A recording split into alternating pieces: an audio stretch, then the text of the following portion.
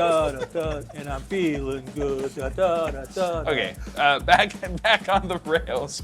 But Stop, Dylan, just stop. I like peanuts.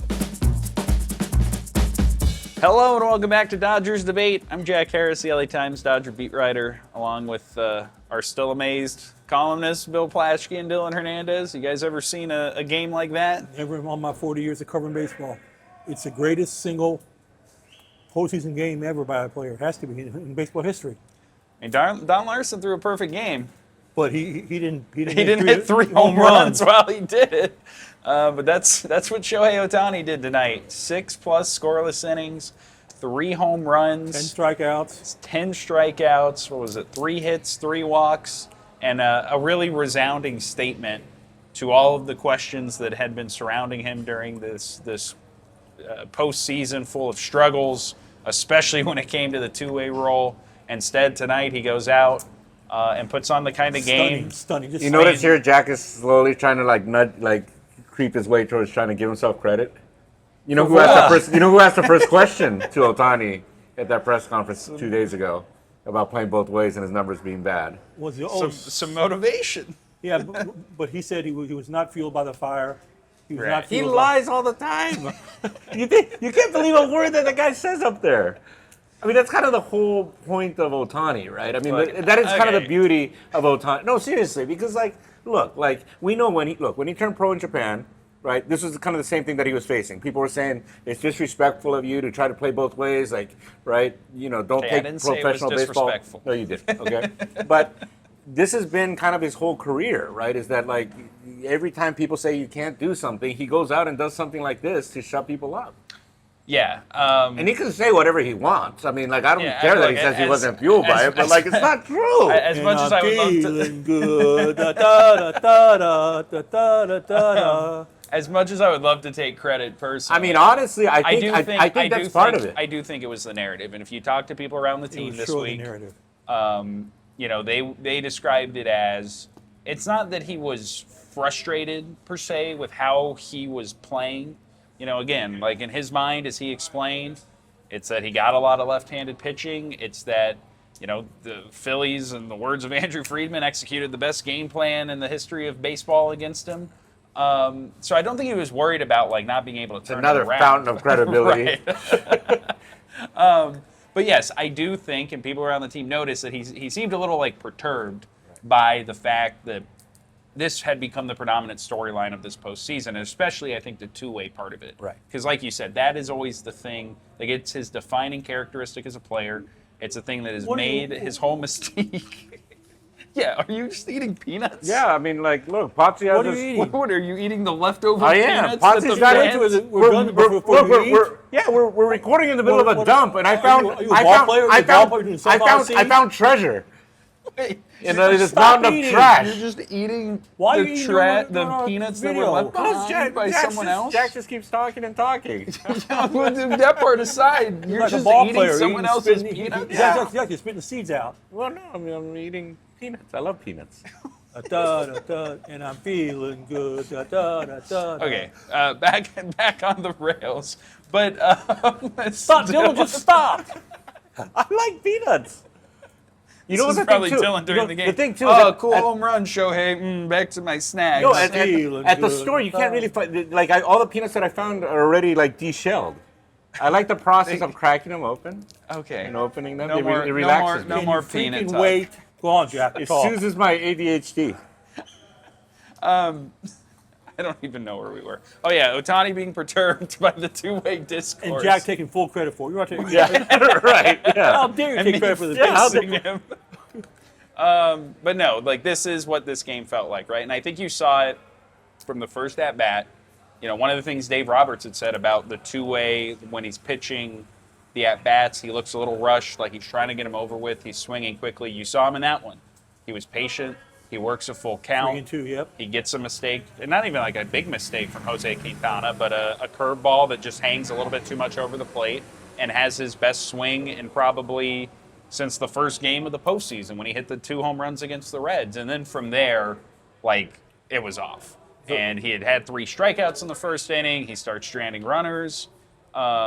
He hits another one in the 4th, another one in the 7th. Like, once he found success in that first inning at the plate and on the mound, like it just dialed him right back in. I think what I should mention here that when he took batting practice outdoors a couple days ago, right? I came on here I think yesterday and said he probably just wanted to show off, but Yeah. he said that he was working on something. Now he wouldn't specify what it was, but that he wanted to test something that he'd been working on.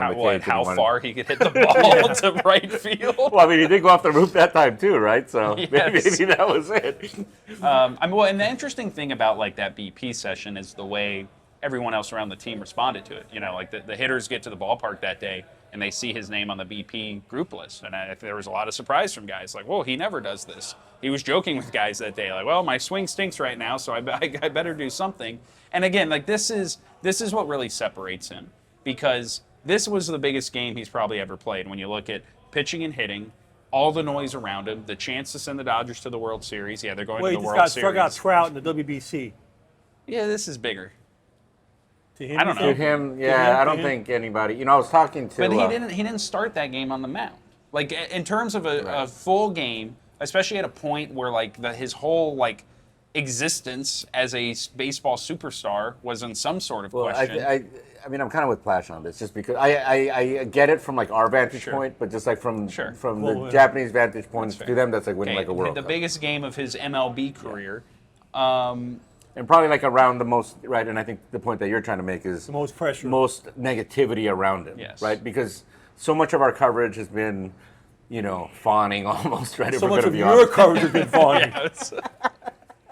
I don't know. I had a story comparing him to a superhero a couple of years ago. But yeah, I mean, we were, I think I wrote O for Ohtani a couple times in the last week. So, but this is what makes him such a singular athlete, is the fact that, or at least a singular baseball player, is that he can take that, he can internalize it, and he can use it to then deliver on demand in this kind of game. Like baseball is the one thing, as we've talked about a lot over the last couple of years. Like you can't really try harder.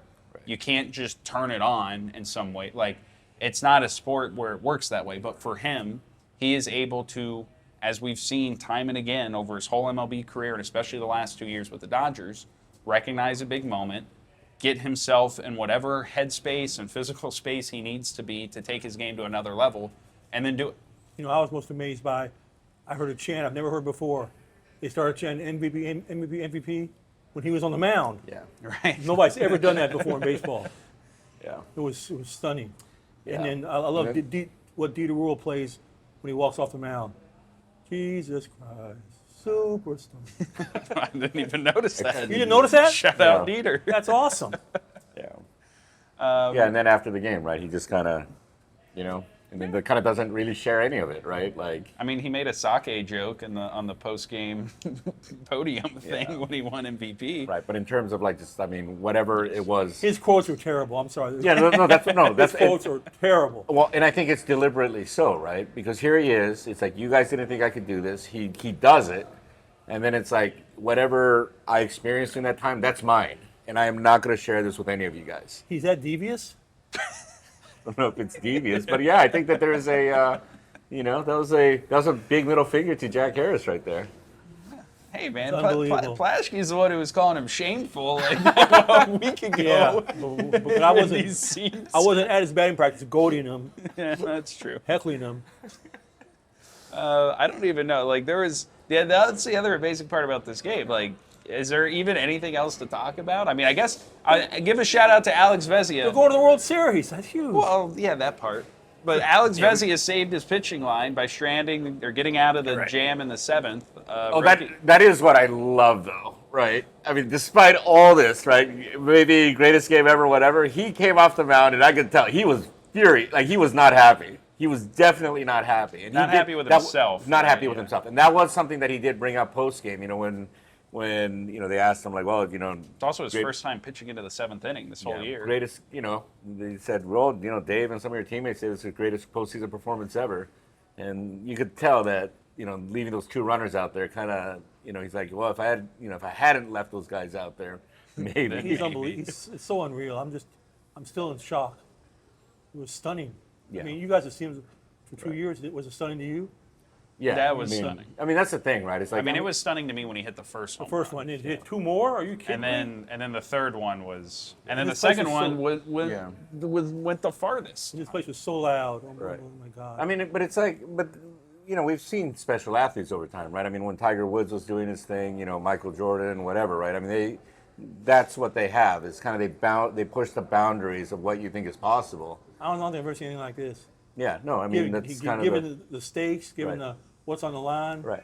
giving that send him to the World Series, Yeah, and then he pitched and it's unbelievable. Well, it's the Dodgers' first NLCS sweep in franchise history, I believe. It's their 26th pennant, and now they await the winner of the Blue Jays and Mariners. You called them going undefeated the rest of the way. How you feeling about Oh that? yeah, absolutely. now that they got Shohei Ohtani going again. What do you all think? and I think they win the World Series. I'm not sure if they sweep them. It might be a sweep. I mean, it could be a Might sweep. be It a very sweep. well could be, right? Like I mean, they, the one thing. now they're going to get a week off. They're Correct, going to be yeah. able to line up their pitching how Right. they want.